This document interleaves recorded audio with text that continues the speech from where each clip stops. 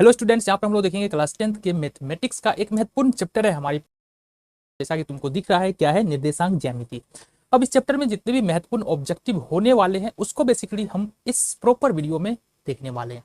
अब ये सारे के सारे प्रश्न वही प्रश्न है जो तुम्हारे बोर्ड एग्जाम में पूछे गए हैं, तो एक आइडिया तो तुमको हो जाएगा कि तुम्हारे एग्जाम में किस तरह का प्रश्न ऑब्जेक्टिव में आता है। और जरा देखिए, पहले नंबर का प्रश्न है कि त्रिभुज एबीसी के शीर्ष, तीन शीर्ष दिया है, तीन शीर्ष का निर्देशांक है ए, बी और सी दिया हुआ है, तो केंद्रक का निर्देशांक तुमसे बोले कि बाबू ये तुम्हारा है त्रिभुज, क्या बन रहा है, ये तुम्हारा है यहाँ से त्रिभुज एबीसी।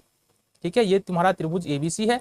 ए का निर्देशांक हमारे पास यहाँ से -1 0 है, बी का निर्देशांक यहाँ पर हमारे पास 5 - 2 है, और सी का निर्देशांक यहाँ पर हमारे पास है क्या, 8 2। ठीक है, तो देखो ए का निर्देशांक में जो ये तुमको दिख रहा है ना, -1 बोलेंगे x1 और 0 को बोलेंगे y1, देन इस 5 को x2 बोलेंगे और इस 2 को -2 को y2 बोलेंगे। सी में देखेंगे तो ये हमारा 8x3 और ये हमारा 2y3 हो जाएगा। अब जो त्रिभुज का यहाँ पर त्रिभुज के केंद्रक का जो निर्देशांक होता है ना, वो x बराबर होता है हमारा x1 + x2 + x3 और बट्टे में 3, और y बराबर होता है हमारा y1 + y2 + y3 और बट्टे में 3। अब अगर तुम सारे वैल्यूज को रखो, x1 का मान कितना है का 1, प्लस में y1 का मान कितना है 5, और y3 x1 x2 का मान 5 और x3 का मान यहाँ पर 8। ठीक है, बट्टे में 3। तो यहाँ पर देख रहे 8 5 13, 13 में से घटाएंगे 12, 12 बट्टे यहाँ पर 3 आ रहा है, 3 चौका 12, ये x का वैल्यू निकल के आ रहा है। दूसरा हमारा y1 y2 y3, तो y1 का मान 0, y2 का मान -2 और y3 का मान यहाँ से 2, तो -2 और +2 हमारा 0 हो जाएगा, 0/3 बराबर 0।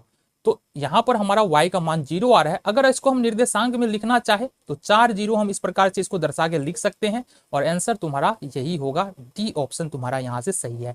अगले प्रश्न की ओर बढ़ेंगे। अगला प्रश्न है, निम्नलिखित में से कौन सा बिंदु तृतीय चतुर्थांश में है। जरा ध्यान से देखना। अब ये एक प्रश्न जो है तुमको कई प्रश्नों को करने में सहायता, आगे आने वाले प्रश्नों में यहाँ पर ये सपोज समझो, ये हमारा एक हमने बनाया ग्राफ खींचने के लिए बनाते हो ना तुम। ठीक है, इसको जो रेखा सोई हुई है इसको हम x अक्ष बोलते हैं, जो रेखा खड़ी है उसको हम लोग y अक्ष बोलते हैं। जहां पर ये रेखाएं एक दूसरे को काट रहा है उसको हम लोग बोलते हैं मूल बिंदु। क्या बोलते हैं? मूल बिंदु बोलते हैं। इतना समझो। यहाँ से निर्देशांक होता है 0 0। ठीक है, अब कहा जा रहा है कि निम्नलिखित में से कौन सा बिंदु तृतीय चतुर्थांश में है। देखना जरा ध्यान से क्या बता रहे हैं। अगर x और y दोनों का मान यदि प्लस में है तो ये प्रथम निर्देशांक में होगा। अगर x माइनस है और y प्लस में है तो ये दूसरे निर्देशांक में होगा। अगर x और y दोनों माइनस में है तो ये तीसरे निर्देशांक में होगा। और अगर x है प्लस में और y माइनस में, हमारा चौथे निर्देशांक में होगा। ये दूसरा निर्देशांक, ये तीसरा निर्देशांक, ये चौथा निर्देशांक हो गया। ठीक है, तो यहाँ पर देखो, अगर लिखा हुआ है 3 - 4, तो कोष्ठ के अंदर में जो पहला मान है ये x का मान होता है, दूसरा मान y का मान होता है। आई होप तुमको बातें समझ में आ रही है। बोल रहा है कि तीसरे निर्देशांक में कौन सा है, तो तीसरे निर्देशांक में दोनों ही मान हमारा माइनस में होता है। तो देखेंगे दोनों ही मान माइनस में कहाँ है, बी में देखो, -4 - 6, यही तुम्हारा हो जाएगा। -4 - 6 किस निर्देशांक में होगा? तीसरे निर्देशांक में होगा। अगले प्रश्न की ओर बढ़ेंगे। यहाँ पर बोल रहा है कि -6 - 7 में कोटि का मान क्या है। फिर से हमको बनाना पड़ेगा तुमको ये वाला। देखो जरा, ये तो हमने बता दिया बाबू, ये तो हमने बता दिया। इसको x अक्ष बोलते हैं और इसको बोलते हैं y अक्ष, और इसको बोलते हैं मूल बिंदु। मूल बिंदु का निर्देशांक 0 0 होता है। x अक्ष पर जितने भी वैल्यूज होते हैं, चाहे प्लस में हो चाहे माइनस में हो, ये भुज कहलाते हैं। क्या कहलाते हैं? भुज कहलाते हैं। ठीक है, अब कोष्ठ के अंदर में अगर लिखा हुआ है -6, तो यहाँ पर x का वैल्यू -6 और y का वैल्यू यहाँ से हमारा माइनस है, तो -7, y का वैल्यू यहाँ से निकल के आएगा। तो हमने कहा x का जितना भी वैल्यूज होगा, 1 2 3 4 5 6 7, प्लस में हो या माइनस में, वो भुज कहलाएगा। और y का जितना भी वैल्यूज होगा वो तुम्हारा कोटि कहलाएगा। क्या कहलाएगा? y कोटि कहलाता है। ठीक है, कोटि और x भुज कहलाता है। तो जरा बताओ हमको, यहाँ से बोल, तो कोटि क्या होता है? y अक्ष पर जो भी वैल्यूज होता है वो कोटि होता है, और y का वैल्यू यहाँ पर -7 है, तो -7 तुम्हारा यहाँ से उत्तर हो जाएगा। अगले प्रश्न को देखेंगे। प्रश्न है हमारे पास दो बिंदु दिया है, ये सपोज ए का निर्देशांक हम मान लेते हैं 9 3 है, और यहां से बी का निर्देशांक हमको यहां से दिया हुआ है, बी का निर्देशांक ये मिटा लो, बी का निर्देशांक यहाँ पर दिया है 15 और 11। देखो ध्यान से देखना, ये x1 y1 हो जाएगा और ये x2 y2। कहने का मतलब x y1 का मान 3, x2 का मान 12, y2 का मान 11। अब ए बी के बीच की दूरी निकाले या बोले तो ए बी निकाले तो ये होता है root under x1 minus x2 का स्क्वायर और प्लस में y1 माइनस y2 का स्क्वायर। अब मान रखेंगे, x1 का मान 9 है और y1 का मान 15 है, माइनस में 15 और इसका स्क्वायर हो जाएगा, प्लस में y1 का मान 3 है और y2 का मान 11 है, स्क्वायर हो जाएगा। रूट के अंदर में ये रहने वाला है। 15 में से 9 घटाएंगे -6 का स्क्वायर और प्लस में 11 में से 3 घटाएंगे तो यहाँ से -8 का स्क्वायर हमारे पास हो जाएगा। जरा ध्यान से देखना, 6 6 के प्लस में 36 प्लस 88 प्लस में 64 हो जाएगा। 36 और 64 को जोड़ेंगे तो ये हमारा 100 हो जाएगा। 100 का वर्गमूल हमारा पता है कितना होता है, 10 होता है। तो ये बी आंसर तुम्हारा यहाँ से हो जाएगा। 9 3 और -15 11 के बीच की दूरी जो है वो 10 इकाई होगा। एक्स अक्ष का समीकरण क्या होगा? देखो जब भी ये प्रश्न पूछा जाए तुमसे एक्स अक्ष का समीकरण तो ये होता है y बराबर 0। ठीक है, हमने कहा एक्स अक्ष का समीकरण ये होगा y बराबर 0। और तुमसे पूछा जाए y अक्ष का समीकरण, क्या पूछा जाए y अक्ष का समीकरण, तो हम बोलेंगे x बराबर 0। ठीक उल्टा कर दो, एक्स अक्ष का समीकरण y बराबर 0, y अक्ष का समीकरण x बराबर 0, तो ये से b हो जाएगा सही। आगे बढ़ते हैं। प्रश्न में कहा जा रहा है R5 6 बिंदु A 6 5 एवं B को मिलाने वाली रेखाखंड AB का मध्य बिंदु है तो Y का मान ज्ञात करें। कहने का मतलब प्रश्न को समझो जरा, यदि R5 6 बिंदु A और B का मध्य बिंदु है AB, देखो AB कोई बिंदु है, A का निर्देशांक यहां पर दिया है 6 5, निर्देशांक यहां पर दिया है 4y, ठीक है, और इसके मध्य बिंदु R का निर्देशांक ये दिया है हमारे पास 5 6। ठीक है, इतनी बातें क्लियर है, कोई दिक्कत नहीं। चलो बहुत बढ़िया। तो अगर ये x1 y1 वो हो जाए, ये x2 हमारा ये y2 हो जाए क्या होगा ही, तो हमको यहाँ से y का निर्देशांक ज्ञात करना है। तो हमको पता क्या है, हमको पता है कि मध्य बिंदु का निर्देशांक, मध्य बिंदु का निर्देशांक क्या होता है। अगर मध्य बिंदु का निर्देशांक निकालने के लिए जाएंगे तो ये होता है x बराबर होता है x1 प्लस x2 बट्टे 2 और y बराबर होता है y1 प्लस y2 बट्टे 2।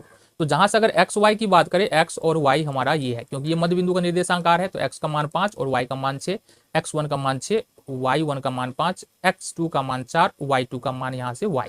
ठीक है, बातें समझ में आ गई। चलो मान निकालना है, मतलब हमको x वाले के साथ कुछ भी नहीं करना है, y को देखने वाले। तो यहाँ पर y का वैल्यू कितना आ रहा है, 6 आ रहा है, और y1 का मान 5 आ रहा है, प्लस y2 का मान y आ रहा है, देखना जरा यहाँ पर, और बट्टे में हमको 2 रखना है।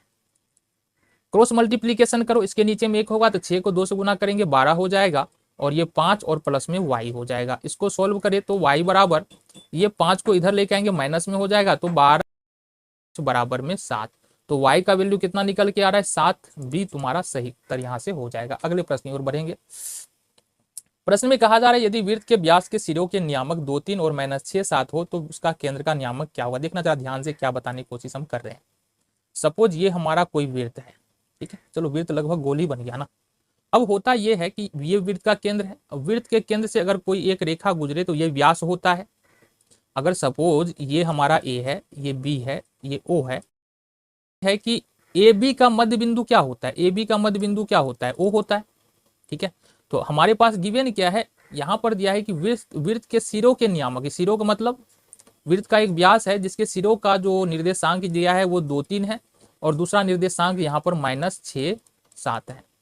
जाहिर सी बात है ए बी का मध्य बिंदु ओ होता है, तो ओ का निर्देशांक ज्ञात करना है हमको, एक्स वाई का मान हमको यहाँ से निकालना है।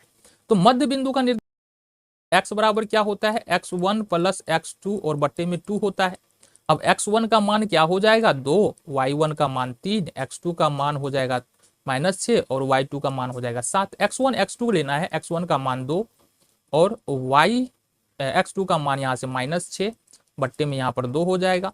6 में से 2 -4 और बट्टे में 2, तो 2 दूनी यहाँ से 4, माइनस का 2 यहाँ से हमारा उत्तर हो जाएगा। इसी तरह से अगर हम देखेंगे y का वैल्यू, तो ये होगा हमारा y1 प्लस y2 और बट्टे में 2। y1 का वैल्यू 3 है और y2 का वैल्यू 7 है, बट्टे में 2, 7 3 हो जाएगा हमारा 10, 10 बट्टे 2, तो ये हो जाएगा हमारा 5। तो मतलब जो हमारा मध्य बिंदु O का निर्देशांक एक्स वाई निकल रहा है वो क्या निकल रहा है, 2 और 5 है ना, x का 2 y का 5, 2 5 निकल रहा है। सी ऑप्शन हमारा यहाँ से हाँ ए ऑप्शन हो जाएगा ना, -2 5 है ना, -2 5 है, तो ए ऑप्शन हमारा यहाँ से सही हो जाएगा। अगले प्रश्न को देखेंगे। प्रश्न में कहा जा रहा है कि y अक्ष पर किसी बिंदु 4 2 से दूरी 5 है तो निम्नलिखित में कौन है। देखना जरा ध्यान, तो y अक्ष पर बिंदु है एक, समझो बात पर, अगर y अक्ष पर कोई बिंदु है ना तो उसका निर्देशांक क्या होगा, 0y होगा। क्या होगा, 0y है। अब इस बिंदु की दूरी एक और बिंदु है, सपोज ये बिंदु A है, एक दूसरा बिंदु है जिसका निर्देशांक है 4 2, और इस दोनों के बीच की दूरी कितना है, 5 इकाई। कितना है, 5 इकाई।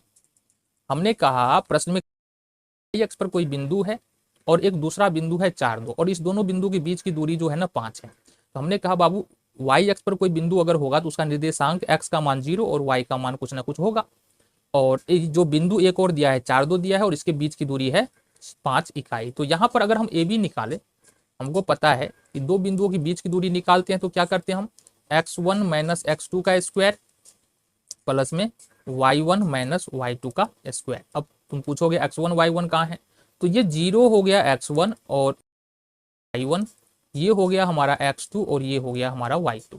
ए बी, अब दूरी तो हमको दिया है ना, ए बी कितना दिया हुआ है, 5 इकाई दिया है, तो इसको हम 5 इकाई ले लेंगे बराबर में, 5 इकाई नहीं ना लेंगे यहाँ पर 5, चलो जी ए बी ले लिए, बहुत बढ़िया। रूट के अंदर में हो जाएगा, x1 का मान कितना है, 0 है, और x2 का मान यहाँ से -4 है तो -4 का वर्ग हो जाएगा, प्लस में y1 का मान यहाँ से y है और y2 का मान यहाँ से -2 हो जाएगा।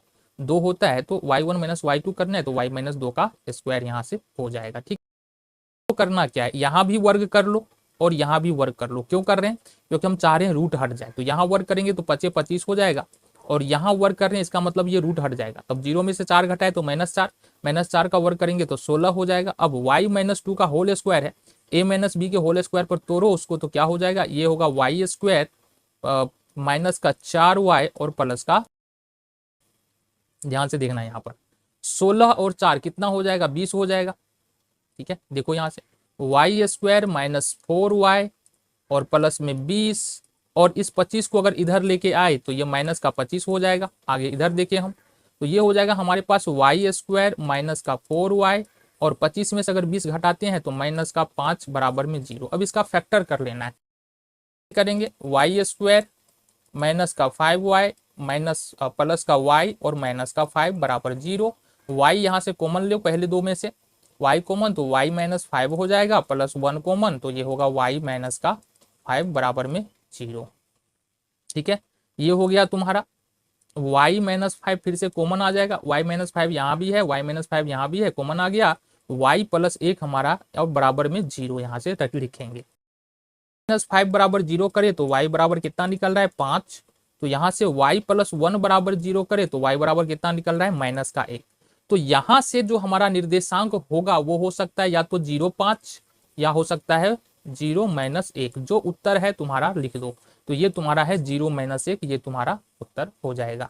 आगे बढ़े, चलो जी, प्रश्न कह रहा है हमारा यहाँ पर बिंदु A 3 -4 और बिंदु 1 2 को मिलाने वाली रेखाखंड के मध्य बिंदु को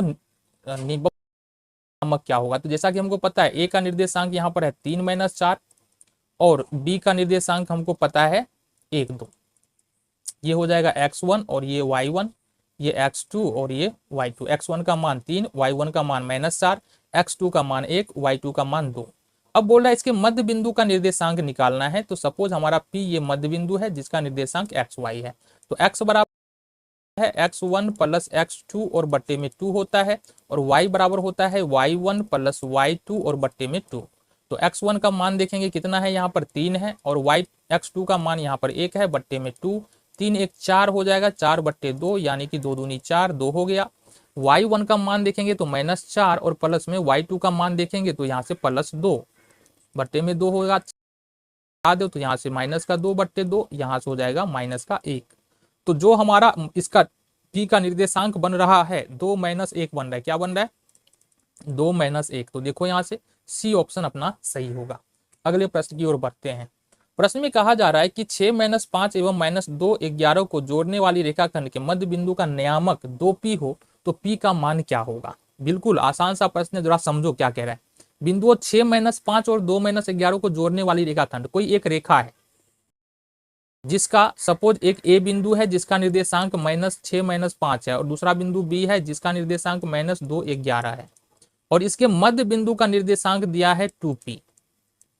तो मतलब 2 जो है वो x का वैल्यू है और p जो है वो y का वैल्यू है। हमको क्या पता है कि मध्य बिंदु का निर्देशांक क्या होता है। अगर मध्य बिंदु के निर्देशांक में x का मान लिखते हैं तो x1 प्लस x2/2 लिखते हैं और y का मान लिखते हैं तो ये लिखते हैं y1 प्लस y2 और बट्टे में 2 लिखते हैं। अगर x1 और y1 की बात करें तो 6 हो जाएगा x1 और -5 हो जाएगा y1।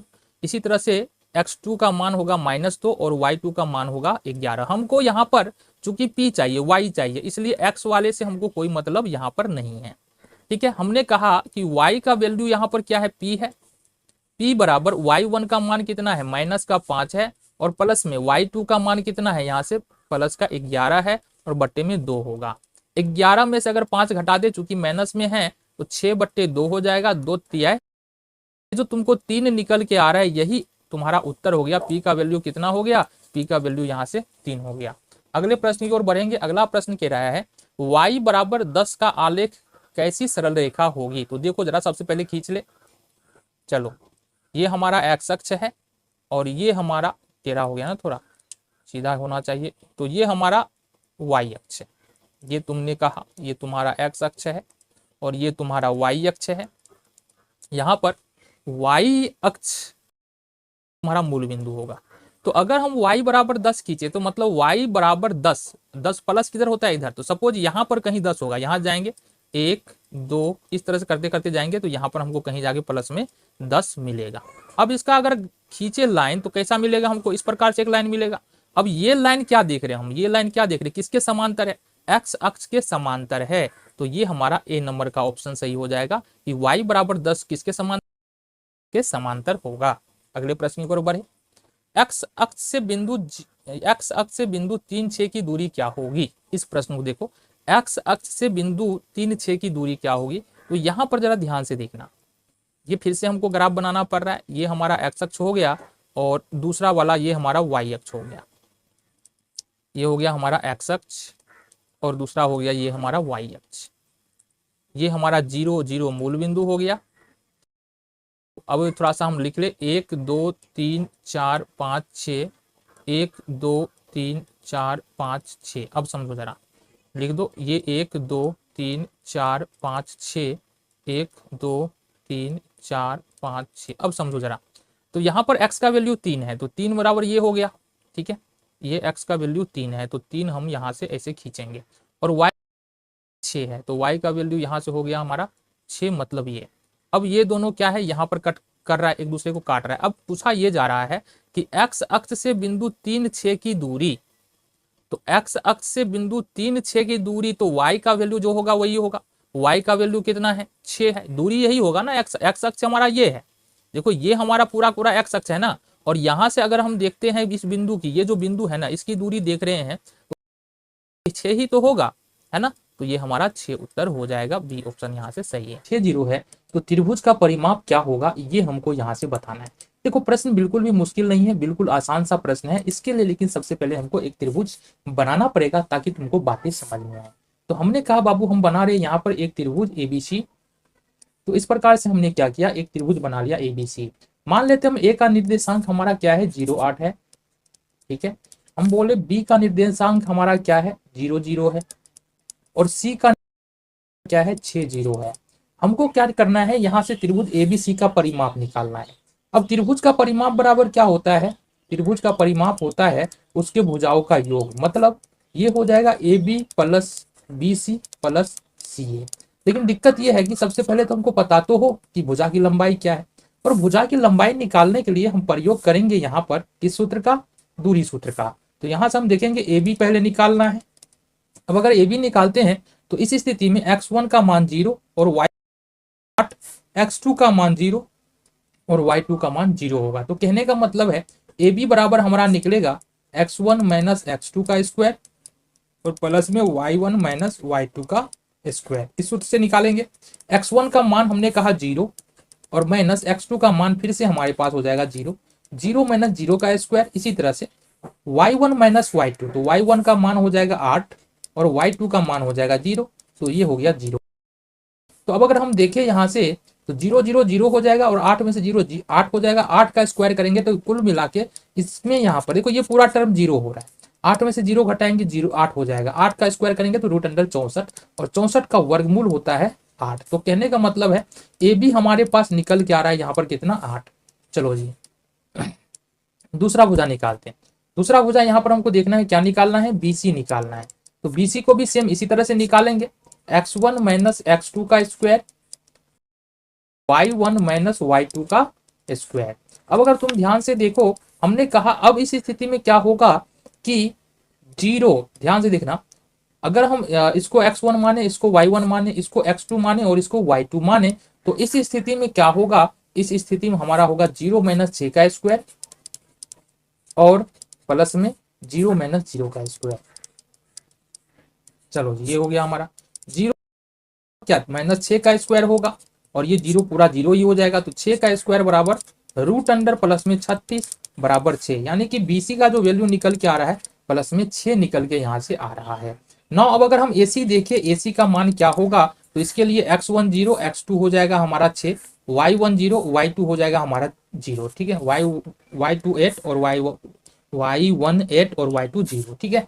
आओ जरा देखिए, तो इस स्थिति में हमको AC निकालना है। जो करेंगे x1 माइनस x2 का whole square plus y1 minus y2 का होल स्क्वायर। अब अगर देखो x1 का मान कितना है 0 है, x2 का मान कितना है 6 है, 0 माइनस 6 का स्क्वायर प्लस y1 का मान 8 और माइनस y2 का मान 0 का स्क्वायर हो जाएगा। अब जाओ इधर आ जाओ, यहाँ 0 माइनस 6 मतलब क्या होगा 6 का स्क्वायर होगा और 0 में से 8 मतलब 8 का स्क्वायर होगा, ठीक है। आगे आ जाओ, ये माइनस 6 का, तो 6 छागा कितना होगा, ये 36 होगा और ये 64 हो जाएगा। तो कुल मिला के 36 64 जोड़ेंगे तो 100 होगा। रूट अंडर 100 का वर्गमूल 10 होता है। क्या ध्यान से देखना, हमने कहा कि परिमाप निकालने के लिए AB BC और CA को जोड़ना पड़ेगा।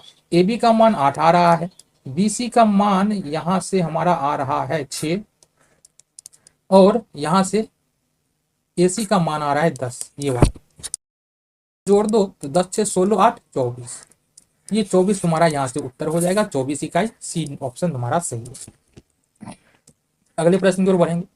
प्रश्न कह रहा है मूल बिंदु से P minus A minus B की दूरी क्या होगा। देखो मूल बिंदु से दूरी का सूत्र क्या होता है, मूल बिंदु से दूरी का सूत्र होता है x स्क्वायर और प्लस में y स्क्वायर, ये सूत्र होता है, ठीक है।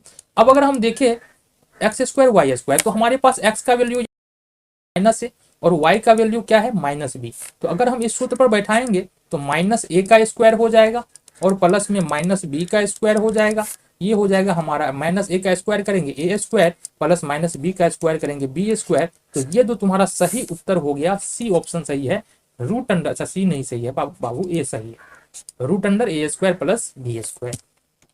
आगे बढ़े, प्रश्न कि x1 y1 x2 y2 x3 y3 संरेख है तो निम्नलिखित में कौन सत्य है। देखो यहाँ पर होता क्या है कि मान लो हमारे पास एक त्रिभुज है, ठीक है, त्रिभुज ABC के कोई निर्देशांक दिया है, ठीक है। ये सपोज हमारे पास एक त्रिभुज है, ठीक है। A का निर्देशांक हमारे पास x1 y1 है, B का निर्देशांक हमारे पास x2 y2 है और C का निर्देशांक हमारे पास x3 और y3। अब अगर एरिया ऑफ ट्रायंगल ABC निकलता है, इसका मतलब है कि ABC जो है वो संरेख है। संरेख का मतलब है एक ही लाइन में है, त्रिभुज नहीं है। क्लियर बात, इतनी बात समझ में आ गया। तो यहां पर हमको पता है कि एरिया ऑफ ट्रायंगल ABC होता क्या है, ये होता है half into x1 y2 minus y3, ठीक है, y2 minus y3 then x2 plus में x2, इसके बाद x3 minus y3 minus y1 और देन होता है x3 और माइनस x3, इसके बाद y1 माइनस y2। हमने क्या, एरिया ऑफ ट्रायंगल एबीसी कितना होता है, 0 होता है, तो इसके बराबर में 0 लिखा हमने। तो अगर इस 2 का गुना इस 0 के साथ होगा तो ये तो पूरा पूरा टर्म गायब हो जाएगा। बचा क्या हमारे पास, बच गया हमारे पास x1 y2 minus y3 plus x2 y3 plus x3 y1 minus y2, ठीक है, बराबर में 0। तो ये हमारा उत्तर होगा। और जो खोज लो तुम्हारा कहाँ पर है, तो ए नंबर ऑप्शन में तुमको यहाँ से दिख रहा होगा। ठीक है, आगे बढ़े। चलो जी, अगला प्रश्न हमारा है Rx1y1 और x2y2 को मिलाने वाली रेखाखंड के मध्य बिंदु का नियामक क्या होगा। तो हमारे पास एक रेखाखंड दिया है Rx1y और देन एक रेखा इस प्रकार से है Sx2y2। तो इसके मध्य बिंदु का नियामक क्या होगा। तो मध्य बिंदु का नियामक क्या होगा, x1 प्लस x2 बट्टे 2 क्या होगा, x1 प्लस x2 बट्टे में 2, देन y1 प्लस y2 बट्टे में 2। ये नियामक होता है तुम्हारा। इसलिए मान लो p कोई बिंदु है तो p मध्य बिंदु है, तो p का निर्देशांक तुम्हारा ये हो जाएगा। देखो कहाँ पर, ये तुम्हारा बी ऑप्शन यहाँ से दिख रहा है। अगले प्रश्न की ओर बढ़ते हैं। यहाँ पर तुम्हारे सामने प्रश्न है कि मूल बिंदु का निर्देशांक क्या होता है। तो मूल बिंदु का निर्देशांक बाबू होता है तुम्हारा कितना, जरा बताना 0 0 होता है। देखो यहाँ से मैंने पहले ही बताया, ये सपोज हमारा क्या है, सपोज क्या है, ये y अक्ष है, ये यहाँ से x अक्ष है, ठीक है। और जहां ये एक दूसरे को काट रहा है यहाँ पर, इसको मूल बिंदु बोलते हैं, मूल बिंदु। और इसका जो निर्देशांक होता है वो कितना होता है, 0 0, ठीक है। बस यही बोला जा रहा है। आगे बढ़ते हैं। प्रश्न है तुम्हारे सामने x अक्ष पर बिंदु, अब x अक्ष पर कोई बिंदु है, देखो x अक्ष पर बिंदु जो कि बिंदु a माइनस 1 0 और बिंदु b 5 0 से समान दूरी पर है। तो देखो x अक्ष पर कोई बिंदु है, सपोज p एक बिंदु है जो x अक्ष पर है। अगर p एक बिंदु है x अक्ष पर है, इसका मतलब x का कुछ ना कुछ मान होगा, लेकिन y का मान 0 होगा पर है, ठीक है। अब कह रहा है कि a और b दो और बिंदु है, तो हमने कहा बाबू लो ये हमारा a है, a का निर्देशांक कितना है -1 0 और b का निर्देशांक कितना है, b का निर्देशांक है 5 0। कहा यह जा रहा है कि ये दोनों p से जो है ना a और b समान दूरी है। मतलब कहने का ये है, कि पी ए बराबर होगा पी बी के। बस कहने का मतलब ये है। या फिर बोले कि पी ए का स्क्वायर बराबर पी बी के स्क्वायर के। हमको पता क्या है, हमको पता है कि अगर पी ए की लेंथ निकालेंगे, पी ए की दूरी निकाले या लंबाई निकाले, तो दूरी सूत्र का प्रयोग करेंगे।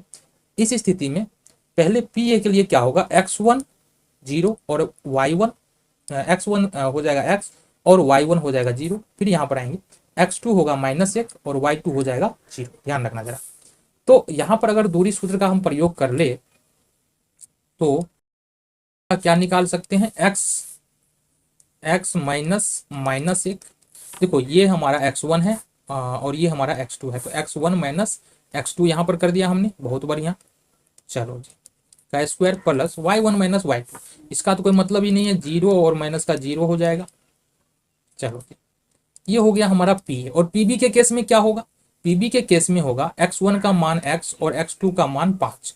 तो अच्छा, इस पूरे का क्या होगा, स्क्वायर, क्योंकि स्क्वायर लिया है हमने, तो x माइनस 5 हो जाएगा ये x1 माइनस x2 प्लस में 0 माइनस 0 का स्क्वायर। अब जरा सोल्व करो, ये x माइनस और माइनस है तो x प्लस 1 का स्क्वायर हो जाएगा ये, ठीक है। और चूंकि इस पर पूरे पे स्क्वायर लगा हुआ है, इसका मतलब इधर वाला भी रूट खत्म और इधर वाला भी रूट खत्म, तो x प्लस 1 का स्क्वायर बराबर में x माइनस 5 का स्क्वायर यहाँ पर हो जाएगा, ठीक है।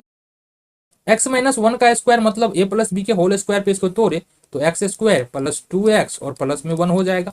और इसको a माइनस बी के होल स्क्वायर पर तोड़े तो x स्क्वायर माइनस 10x और प्लस में 25 हो जाएगा। यहाँ से देखो, अगर इस एक्स स्क्वायर को उठा के इधर ले जाए या इस एक्स स्क्वायर को उठा के इधर ले जाए तो एक प्लस एक माइनस में होगा और ये दोनों यहाँ से खत्म हो जाएगा, इस प्रकार से, ठीक है। चलो जी, हमने कहा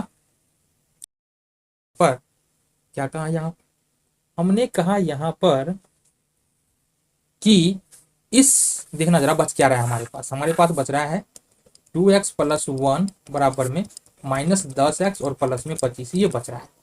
तो हमने कहा इस 10x को अपन इधर लेके आएंगे और इस एक को इधर लेके जाएंगे, 10 माइनस 10x को इधर लेके आएंगे तो 2x और माइनस है तो इधर आके प्लस 10x और बराबर 25 है। ये एक प्लस में इधर आके माइनस हो जाएगा, माइनस का एक, तो 2x और प्लस में 10x कितना x हो जाएगा और ये होगा हमारा 24। देन x बराबर हमारा क्या होगा 24 और बट्टे में 12, 12 दूनी 24, x बराबर क्या हो जाएगा 24। अब चूंकि बिंदु x अक्ष पर ही है, इसका मतलब हमने निर्देशांक क्या बनाया था p x0, तो इसका x का वैल्यू 2 आ रहा है तो 2 0 हमारा यहाँ से उत्तर होगा, बी ऑप्शन तुम्हारा सही है। आगे बढ़े, अगला प्रश्न है तुम्हारा P56 बिंदु A65 और B4y में शामिल होने वाले रेखाखंड AB का मध्य बिंदु। ये प्रश्न हम पहले भी कर चुके हैं, समझो बात। हमारे पास ये एक बिंदु है जिसका निर्देशांक है 65, लेकिन हमारे पास दूसरा बिंदु B है जिसका निर्देशांक है 4y, और एक जो मध्य बिंदु है ना AB का मध्य बिंदु है ये है P और इसका निर्देशांक है 5 6। तो कहा यह जा रहा है कि हमारा y का वैल्यू क्या होगा। तो हमको बिंदु का निर्देशांक में जब हम लिखते हैं x बराबर तो ये होता है x1 प्लस x2 और बट्टे में 2, और देन y बराबर लिखते हैं तो ये होता है y1 प्लस y2 बट्टे में 2।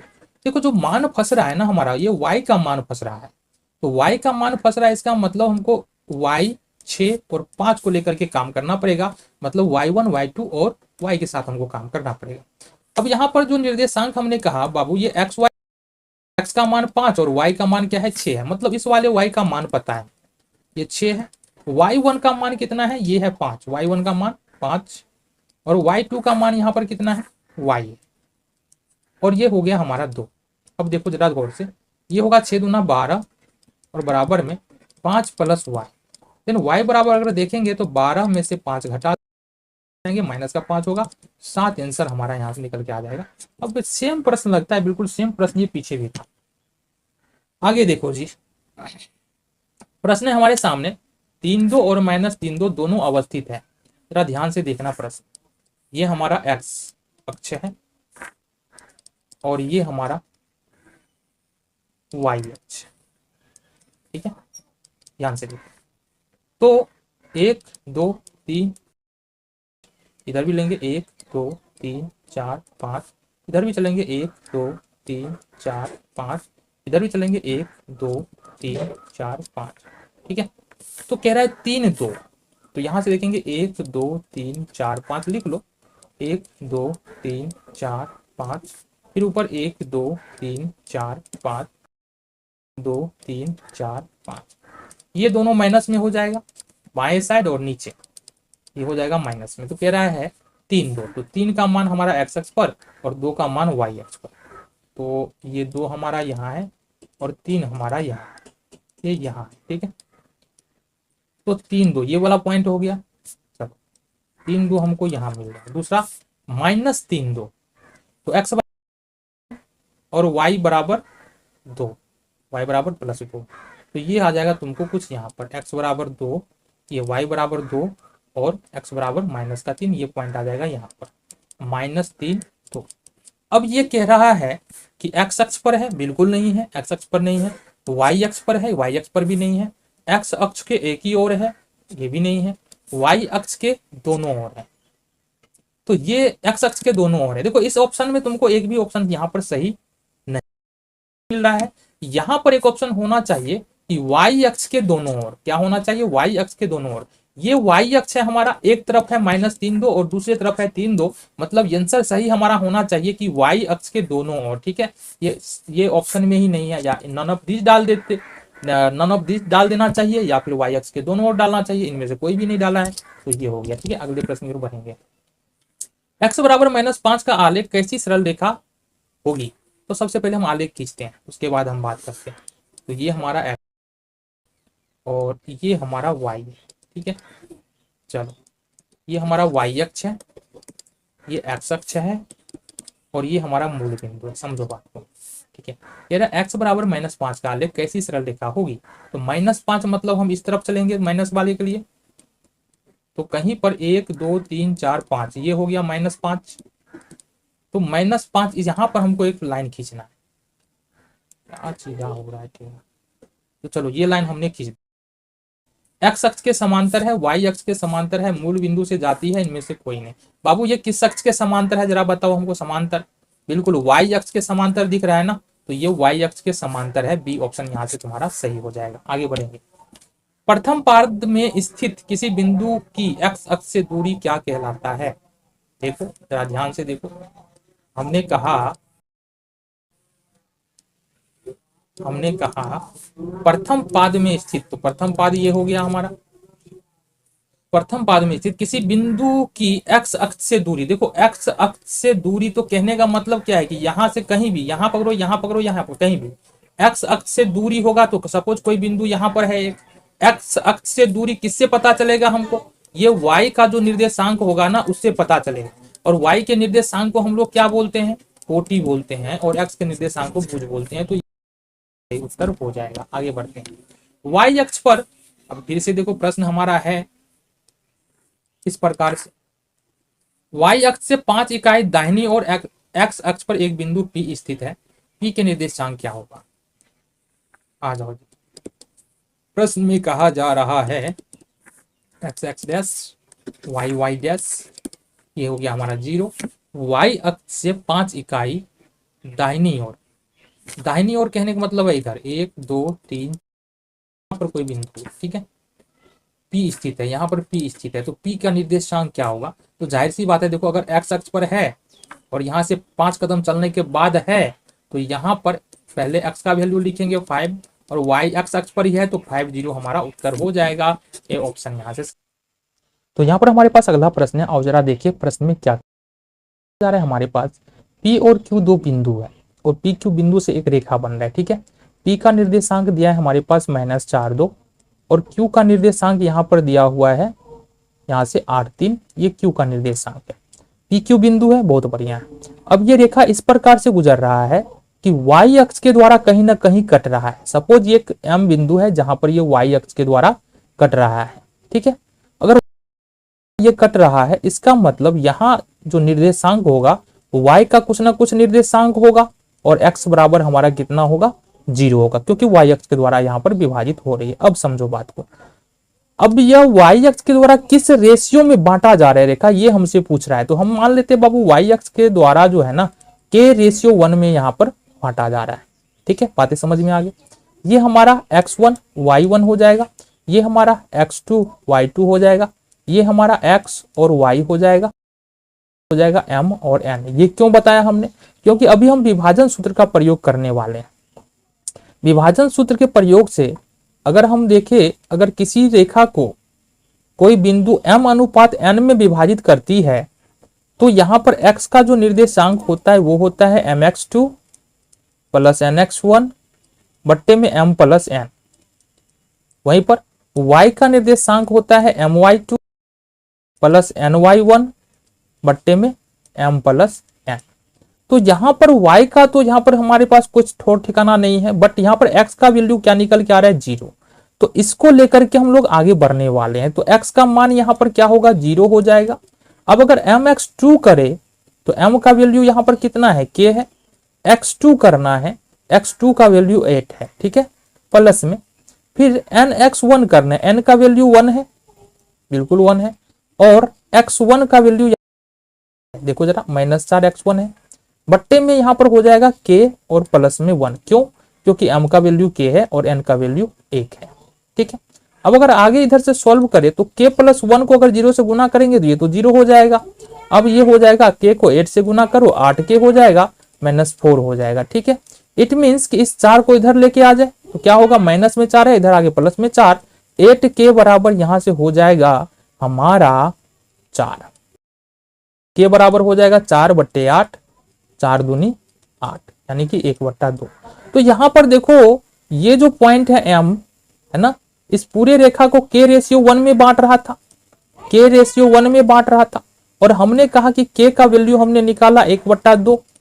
इसका मतलब ये जो पॉइंट है m रेखा को किस रेशियो में बांटेगा? गुना कर लो, 1:2 में बांटेगा। ये तुम्हारा उत्तर यहाँ से हो जाएगा, डी ऑप्शन यहाँ से हमारा सही है, ठीक है। अगले प्रश्न की ओर बढ़ेंगे। प्रश्न में कहा जा रहा है जिसके लिए बिंदु 0 2a 3 1 माइनस 2 6 संरेख है। तो इसके लिए हमको करना क्या होगा जरा ये समझो। सबसे पहले हम त्रिभुज बना ले एक। चलो जी, तो हम मान लेते हैं कि ए का त्रिभुज में ए का निर्देशांक ये है हमारा ए 2a और बी 3 1 और सी माइनस 2 6। देखो कोई भी 3 बिंदु संरेख होता है, यदि उस तीनों बिंदुओं से बने त्रिभुजों का क्षेत्रफल हम निकालते हैं और वह 0 के बराबर होता है, इसका मतलब एरिया ऑफ ट्रायंगल एबीसी किसके बराबर होगा। क्योंकि बोल रखा है ये तीनों बिंदु संरेख है, तो ये किसके बराबर होगा, 0 के बराबर होगा। और हमको पता है एरिया ऑफ ट्रायंगल एबीसी बराबर होता क्या है, ये होता है half into x1 into y2 y3, y2 minus का y3 plus x2 into y3 minus y1 और प्लस में x3 इंटू माइनस y2।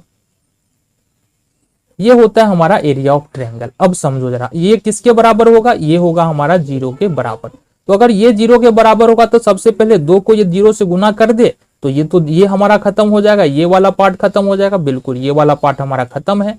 अब यहां से समझो, ये हो गया हमारा a x1 और y1 हो गया 2a, x2 का मान हो जाएगा 3, y2 का मान हो जाएगा 1, x3 का मान -2 और y 6 हो जाएगा। ठीक है, इतनी बातें समझ में आ गई तुमको। चलो जी, तो यहां से हमको देखना है x1 का वैल्यू क्या है।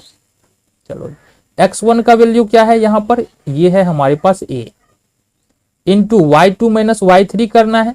y2 कितना है 1 है और y3 कितना है माइनस का 6 है। ठीक है, प्लस में x2 का वैल्यू कितना है जरा देखो, x2 का वैल्यू 3 है, y3 माइनस y1 करना है 6 है और y1 जो है हमारा क्या है 2a, प्लस में यहां से क्या हो जाएगा तुम्हारा x3 का मान कितना है माइनस का 2 और इसको क्या करना है हमको y1 माइनस y2, y1 का मान 2a। ठीक है, चलो y1 का मान 2a और y2 का मान यहां पर 6 हो जाएगा, 6।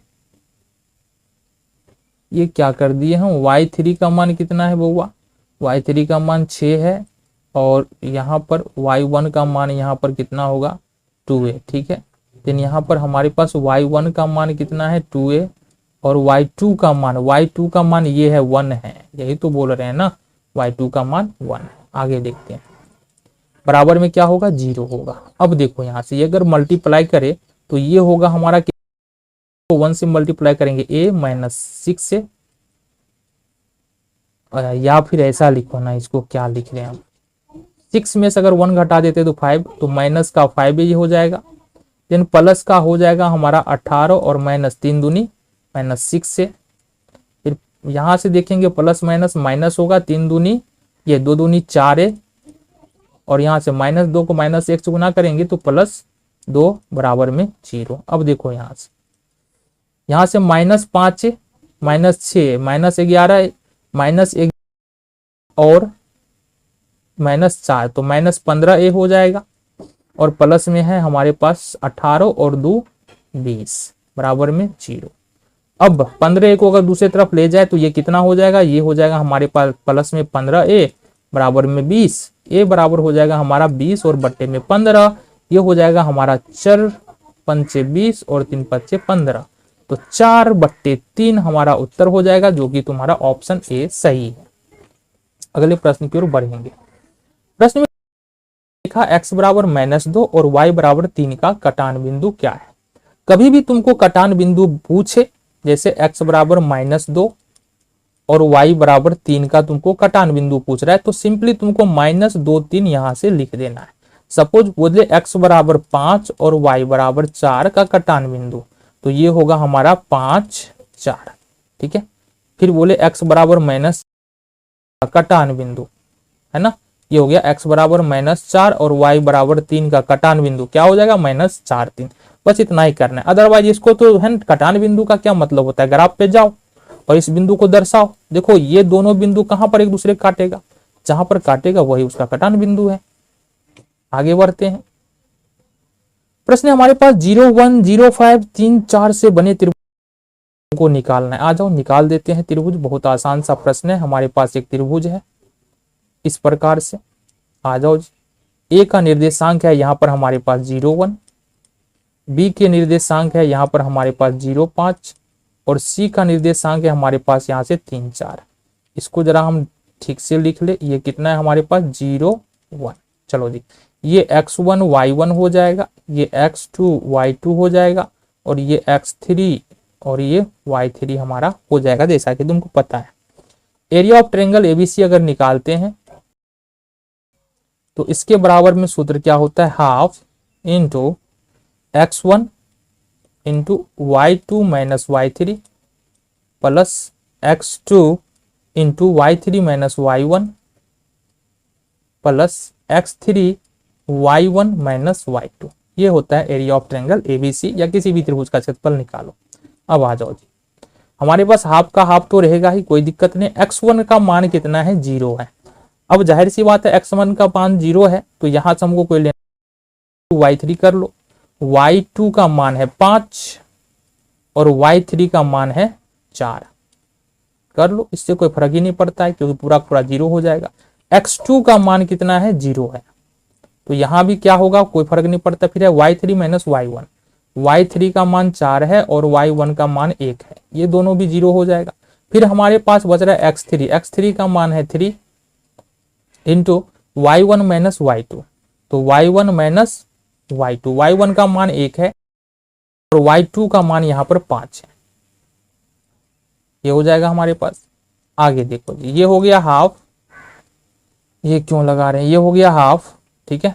ये हो गया हमारा कितना, देखो यहाँ से 5 में से 4, ये तो पूरा पूरा 0 ही आ जाएगा, घटा के कुछ भी आएगा उससे क्या मतलब, ये पूरा 0, ये भी पूरा टर्म 0, बचा क्या, 5 में से 1 घटा देंगे तो ये होगा -4 तिया -12।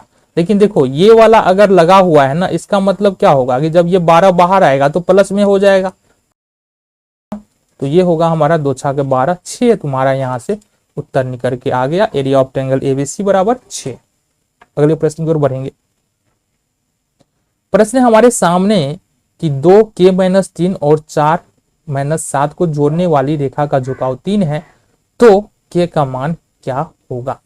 तो यहां पर समझो, सपोज हमारे पास एक रेखा है x1 y1 और b x2 y2 और इसका झुकाव हम मानते हैं m है। तो झुकाव के लिए सूत्र क्या होता है, y2 माइनस y1 बट्टे में x2 माइनस x1, ठीक है।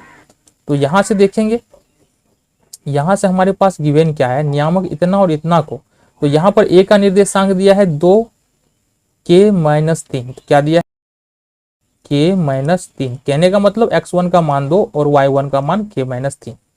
इसी तरह से यहां पर देखेंगे दूसरा निर्देशांक 4-7 है, तो यहां से x1 का निर्देशांक, x2 का निर्देशांक 4 और y2 बराबर -7 यहां पर हो जाएगा।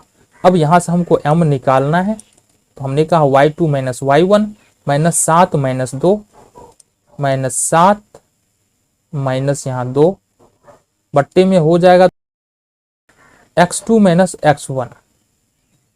ओ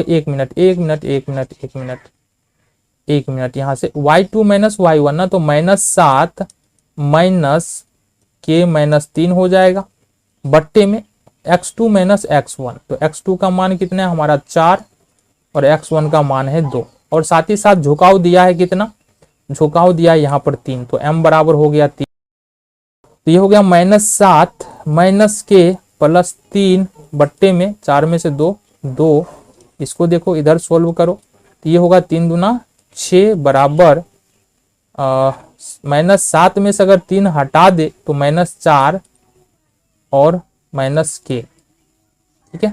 ये हो गया 3 दूना 6, तो गुना कर ही दिया। तो अगर इसको हम इधर लेके आएंगे तो क्या हो जाएगा, अगर इधर लेके आएंगे तो 6 और 4 कितना होगा, 6 और प्लस में 4 बराबर माइनस का k। इट मीन्स कि यहाँ पर हमारा 10 आ रहा है, k बराबर देखेंगे तो ये होगा -10, तो k का वैल्यू कितना निकल के आ रहा है, -10। ये हो गया तुम्हारा सॉल्यूशन। अगले प्रश्न की ओर बढ़ते हैं। हमारा प्रश्न है उस बिंदु का नियामक जो 1 1 और 2 3 को जोड़ने वाली रेखाखंड को 2:3 में विभाजित करती है। तो कहने का क्या मतलब है ये समझो। सपोज हमारे पास एक रेखा है जिसके एक बिंदु का निर्देशांक 1 1 है और बी बिंदु यहाँ पर 2 3 है, ठीक है। चलो जी, अब एक बिंदु है यहाँ पर, सपोज ये P है और P क्या कर रहा है, इसको 2:3 में यहाँ पर विभाजित कर रहा है। तो यहाँ पर हमको x y का मान निकालना है। तो हमको पता है ये होगा m, ये होगा n, ये होगा x1 y1 और ये होगा हमारा x2 y2। तो हमको ये भी पता है, अगर विभाजन सूत्र से देखेंगे x का मान क्या होता है, ये होता है mx2 प्लस nx1 बट्टे m प्लस n। वैल्यू होता है my2 प्लस ny1 बट्टे में m प्लस n। अब अगर यहां से देखें हम, m का वैल्यू कितना है 2 है, x2 कितना है यहाँ पर 2 है, प्लस n का वैल्यू कितना है 3 है और x1 का वैल्यू कितना है 1 है। गुना कर लिए m प्लस n यानी कि 2 प्लस 3 कितना निकल जाएगा, 2 दूना 4 प्लस 3 एकम 3 बट्टे 5। तो ये हो गया 7 बट्टा, ठीक है। यहाँ पर अब चलते हैं my2 के लिए। m का वैल्यू कितना है, देखो यहाँ से 2 है, y2 का वैल्यू कितना है 3 है, प्लस में n का वैल्यू कितना है 3 है, गुने y1 का वैल्यू कितना है 1 है, बट्टे में m प्लस m मतलब 2 प्लस 3। देखना जरा, 3 दूना 6 और प्लस में 3 1 बताओ जरा, 3 1 4 बट्टे में 3 2 5 6 बट्टे में 5 5 दूनी 10। तो ये हो गया x का वैल्यू हो गया 7 बट्टा 5, y का वैल्यू हो गया 2। तो जो हमारा पॉइंट बन रहा है वो बन रहा है 7 5 और देखो जरा, वही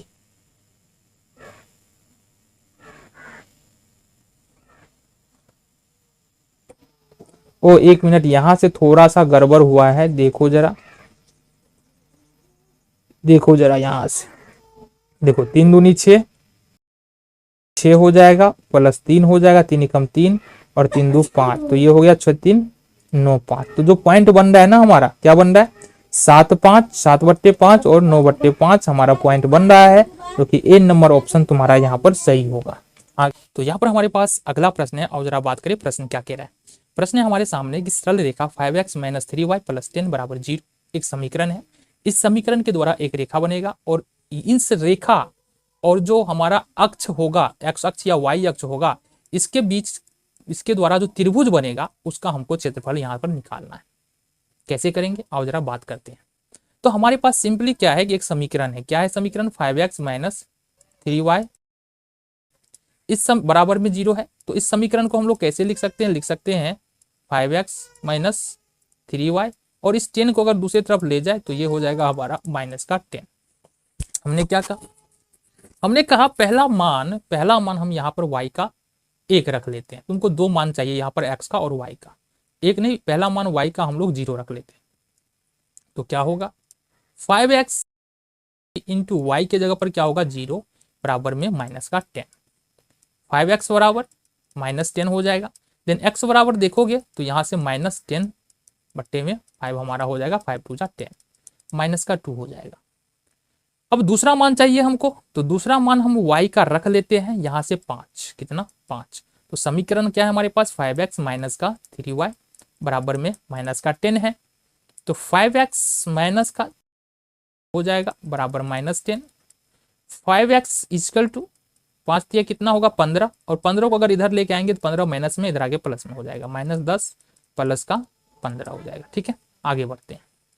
यहां से देखो तो फाइनली हमारे पास है क्या बचा हुआ 5x बराबर 15 में से अगर 10 घटा देंगे तो ये होगा हमारा प्लस का 5। तो फाइनली हमारे पास x बराबर यहाँ पर बचेगा 5 बट्टे में 5, ये बच। तो हमारे पास कुछ रेखा कुछ मान आ रहा है जो जिसको यहाँ पर तुमको देख लेना है। देखो यहाँ से इस सारणी में मान को देखना, देखो ये x का मान है, ये y का मान है।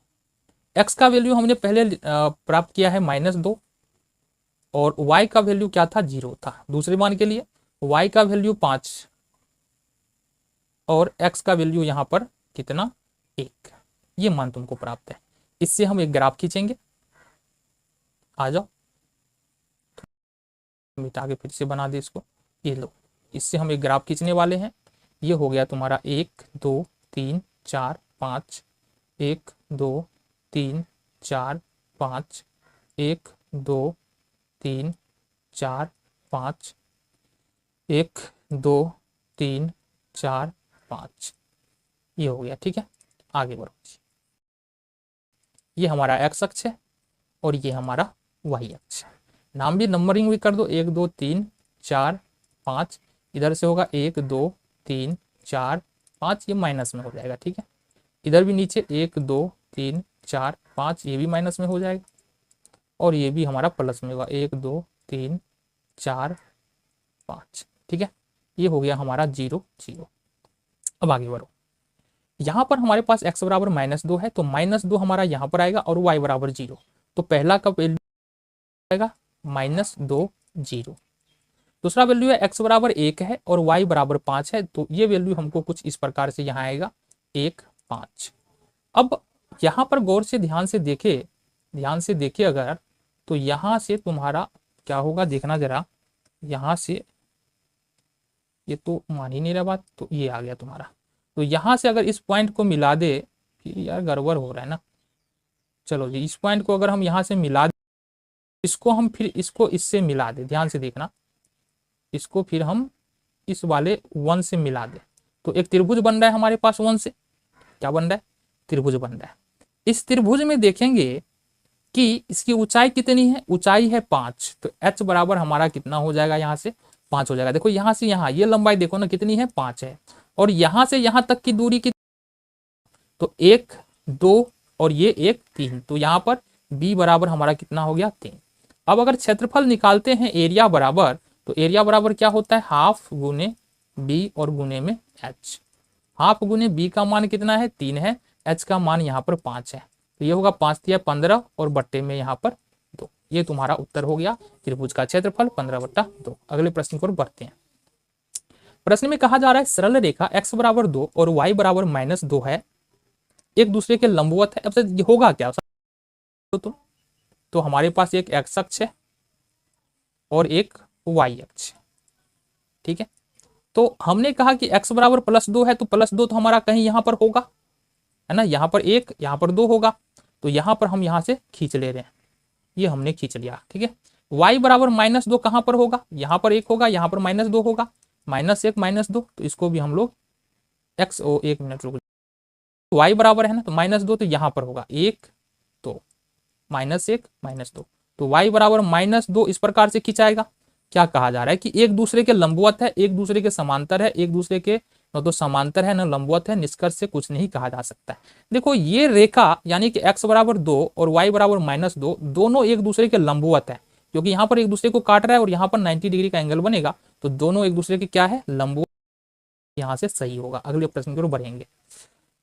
प्रश्न में कहा जा रहा है कि हमारे पास, अच्छा ये प्रश्न हम नहीं करते हैं क्योंकि इस तरह का प्रश्न हम पीछे कर चुके हैं। त्रिभुज का केंद्रक निकालना है तो ये तुम इजीली निकाल सकते हो। अगले प्रश्न की ओर बढ़ेंगे।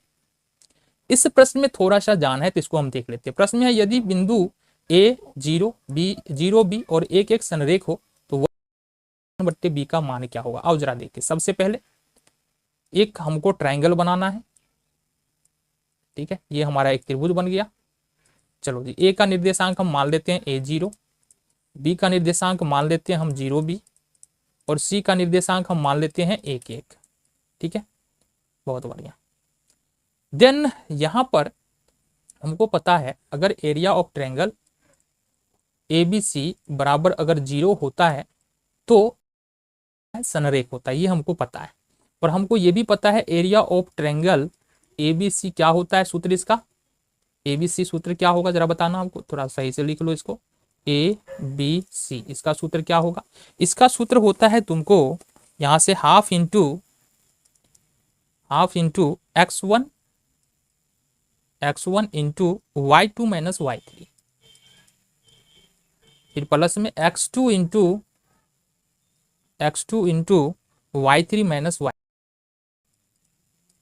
फिर यहां से x3 into y1 minus y2। ये होता है हमारा क्या, त्रिभुज के क्षेत्रफल बराबर सूत्र। और इसके बराबर में क्या रहेगा, 0 रहेगा। अब इसके बराबर में अगर जीरो रहेगा तो ये दो तो जीरो से गुना हो गया जीरो हो जाएगा, मतलब ये वाला पार्ट हमारा यहाँ से खत्म हो जाएगा। ठीक है, अब देखना ध्यान से का मान क्या है। देखो ये हो गया हमारा x1, ये y1, ये x2, ये y2 और ये x3 और ये y3। x1 का मान a है, क्या है a है, और y2 माइनस y3, y2 का मान b है माइनस y3 का मान यहाँ पर 1 है, प्लस में x2 का मान क्या है 0 है, और y3 माइनस y1, y3 का मान 1 है और y1 का मान 0 है, प्लस x3 का मान कितना है 1 है, y1 माइनस y2, तो y1 का मान 0 और y2 का मान यहाँ पर b है, y1 y2। ठीक है, आ जाओ जी, बराबर में क्या होगा 0 होगा। तो हमने कहा ये ए बी को गुना करो, ये ए को बी से गुना करो, ए बी माइनस का ए प्लस का ये तो पूरा टर्म 0 हो जाएगा, तो इसका कोई मतलब ही नहीं है, प्लस में यहाँ से अगर गुना करते हैं 1 को माइनस बी से तो हो जाएगा हमारा माइनस का बी बराबर में 0। अब देखो ऊपर देख लो, यहाँ से क्या बचा हमारे पास ए बी माइनस बी बराबर में 0, ये हमारे पास यहाँ से बच जाएगा। अब अगर सबको हम ए बी से डिवाइड कर दे, ए बी से डिवाइड कर दे तो क्या बचेगा हमारे पास, ये ए बी से ए बी कैंसिल आउट हो जाएगा, बिल्कुल हो जाएगा, ये ए से ए कैंसिल, बी से बी कैंसिल, बचा हमारे पास 1 माइनस 1 बट्टे बी बट्टे ए बराबर में 0। इस दोनों को अपन इधर लेके चले जाएंगे तो क्या बचेगा 1 बराबर 1 बट्टे ए माइनस में इधर जाकर प्लस में 1 बट्टे बी, तो 1 बट्टे ए प्लस 1 बट्टे बी तुम्हारा फाइनली कितना निकल के आ रहा है 1 निकल के आ रहा है, डी हमारा यहाँ से उत्तर हो जाएगा। अगले प्रश्न की ओर बढ़ेंगे। प्रश्न है एक्स अक्ष पर किसी बिंदु का निर्देशांक क्या होता है। एक्स अक्ष पर किसी बिंदु का निर्देशांक क्या, ये होता है हमारा 0 और एक्स, क्या होता है 0x, और y अक्ष पर ये किस अक्ष पर होगा x अक्ष पर, और y अक्ष की अगर बात करेंगे तो y अक्ष पर जो बिंदु का निर्देशांक होता है तो ये होता है हमारा, ये ऐसे नहीं, ये होगा x अक्ष पर निर्देशांक 0 और x होगा, ये होगा हमारा x और 0 इस प्रकार से, और y अक्ष पर निर्देशांक होगा 0 और y। इस बात को तुमको ध्यान रखना है। आगे बढ़े, अगला प्रश्न हमारे पास k का मान ज्ञात करे जिसके लिए बिंदु a 2 3 b 4 k और c 6 - 3 संरेख है। फिर से सेम प्रश्न है हमारे सामने, तो यहां से हमारे पास एक त्रिभुज बनाना पड़ेगा यहाँ पर, जहां पर a का निर्देशांक यहाँ पर है 2 3, b का निर्देशांक है यहाँ पर 4 k और c का निर्देशांक है यहाँ पर 6 - 3। हमको पता है अगर area of triangle A B C बराबर 0 निकल जाए तो ABC क्या होगा संरेख होगा, और ये भी पता है एरिया ऑफ ट्रायंगल ABC क्या होता है half into x1 y2 minus y3 plus x2 y3 minus y1 plus y1 minus y2, ये होता है area of triangle ABC। Low DEF लो कुछ भी लो, उसका क्षेत्रफल। अब समझो ये हो गया हमारा x1 y1, ये हो गया x2 y2 और ये हो गया हमारा x3 और ये y3, तो ये हो गया, और इसके किसके बराबर में होगा 0 के बराबर। तो एक बात समझो ये 2 गुना हो जाएगा 0 के साथ, तो ये वाला पार्ट हमारा खत्म है। x1 का मान कितना है 2 है, y2 माइनस y3, तो y2 का मान यहाँ पर कितना है और y3 का मान -3 है, तो यहाँ से होगा k -3। ठीक है, ये हो जाएगा तुम्हारा। चलो बहुत बढ़िया। x2 का वैल्यू क्या होगा, x2 का वैल्यू यहाँ पर 4 है, जैसा कि तुमको दिख रहा है x2 बराबर 4, और y3 माइनस y1, y3 है -3 और y1 है फिर से -3। चलो जी बहुत बढ़िया। प्लस में x3 का वैल्यू क्या है, x3 का वैल्यू y1 माइनस y2, तो y1 का मान 3 और y2 का मान यहाँ पर है k, तो माइनस के बराबर में 0। सॉल्व करो इसको, ये हो जाएगा 2 into minus minus plus k plus 3 हो जाएगा, प्लस -3 6 चौका ये हो जाएगा माइनस में 24, प्लस में 6 का 18 और हो जाएगा बराबर में 0। यहां से देखना ये होगा 2k प्लस 6 -24 प्लस 18 -6 के बराबर 0। देखना जरा ध्यान से, यहाँ पर ध्यान से देखना, यहाँ देखो 18 और 6 कितना हो जाएगा, ये 24 हो जाएगा। 24 माइनस में है तो 24 से 24 हमारा ये खत्म हो जाएगा। अब 6 के में से अगर 2 के हटा दे तो -4 के बराबर में यहाँ पर 0 बच रहा है। के बराबर यहाँ से 0 बट्टे -4 कितना हो गया हमारा 0। यहाँ से उत्तर निकल के आ जाएगा। ये तुम्हारा यहाँ से सॉल्यूशन है, ए ऑप्शन यहाँ पर तुम्हारा सही होगा। अगले प्रश्न की ओर बढ़े।